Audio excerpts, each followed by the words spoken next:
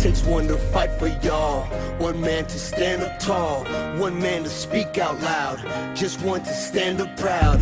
One nation, one people, we all considered equal. My gente, unidos, jamás serán vencidos. We marching, our voices must be heard. We struggle together and justice must be served. We ain't your enemy, why have these color lines? We give America our blood and sweat and precious time. One heart, one beat. Takes one, just one. Takes one, just one. One voice. I'm undocumented. I came to the United States when I was 9 years old, and I migrated from Mexico. We were very fortunate to have a visa and passport when we arrived. So when we didn't have to like go through the dangers of the desert or crossing the mountains. Immigration has affected me a lot because you live in constant fear. You live a fear of deportation, you live a fear of losing your family, you live a fear of if your family member in the other side in Mexico passed away or something.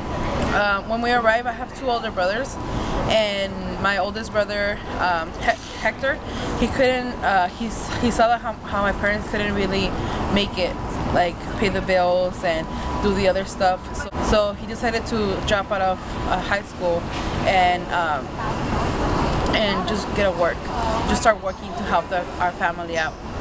So I feel like I'm really fortunate because of his decision. You know, unfortunately he didn't finish high school, he didn't get an education, but I feel like his sacrifice is why I'm here, why I am here in a university. So my middle brother just recently graduated from UCLA with his master's. So being undocumented, that was a big struggle for him too, but I think it was worth it at the end.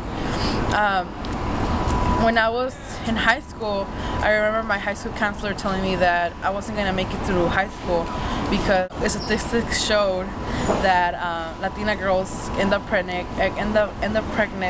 and they drop out. And the other thing is that I wasn't going to even finish high school, so why should I even plan about college? And she knew that I was undocumented because I was really open about my situation. So she told me like, oh, if you are undocumented, you're not going to go into college, you're not going to afford it, so why even bother to take those classes?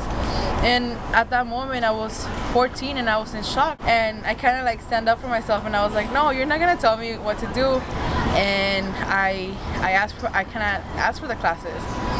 I remember as I was walking down the aisle, you know, to graduate, I just waved at her and I was like, oh, hi, you know, in my cap and gown, and it was pretty cool. It was a pretty cool experience because she didn't think I was gonna make it. 15 years old, my oldest brother, the one I just mentioned, he was deported.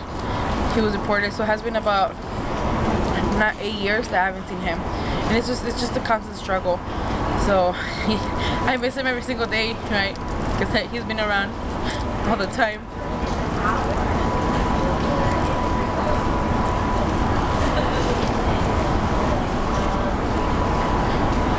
And I think like every time I come to school, I just think of him.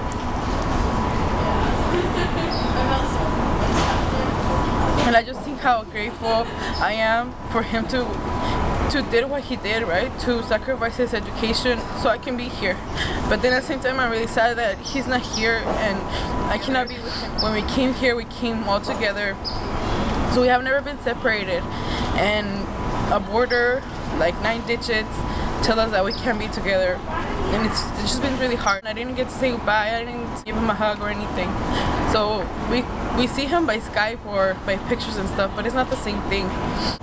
But I feel like even though I've been going through a lot, you know, I feel really fortunate for staying in school and continuing my education, and I want to encourage other students to do it. We need to continue fighting and making a change, not only for myself, but the people that are coming behind us and the people that are here right now. One voice to change the law, injustice break the walls, racism is a flaw, we need to open doors, takes one to speak it, then nations will believe it.